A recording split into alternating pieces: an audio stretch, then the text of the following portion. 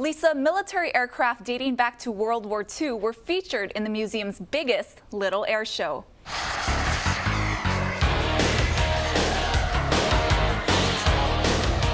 Planes zipped past each other at high speeds through the sky above Ford Island. Normally, it would be a dangerous situation, but today, their pilots were on the ground. Never got to be a real pilot. This is probably the closest thing I'll get to it. These remote-controlled airplanes are part of the biggest little air show, put on by the Pacific Aviation Museum, Pearl Harbor.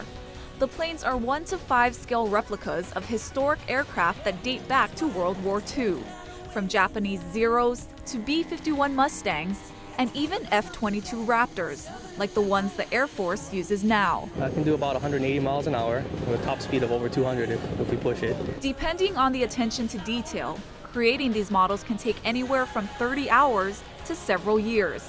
And it's not a cheap hobby either. The jets, would range anywhere from as cheap as $5,000 ready to fly to like the F-22 I'm flying is over $11,000. Pilots performed a series of stunts for the crowd.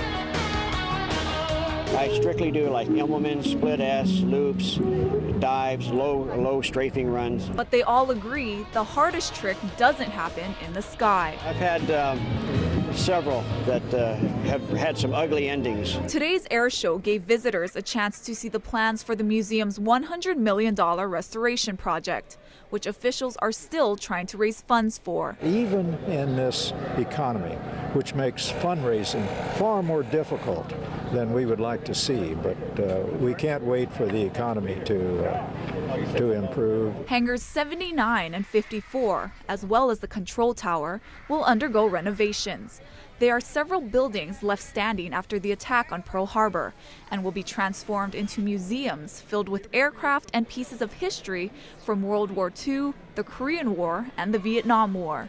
Ashley Nagaoka, KGMB 9 News.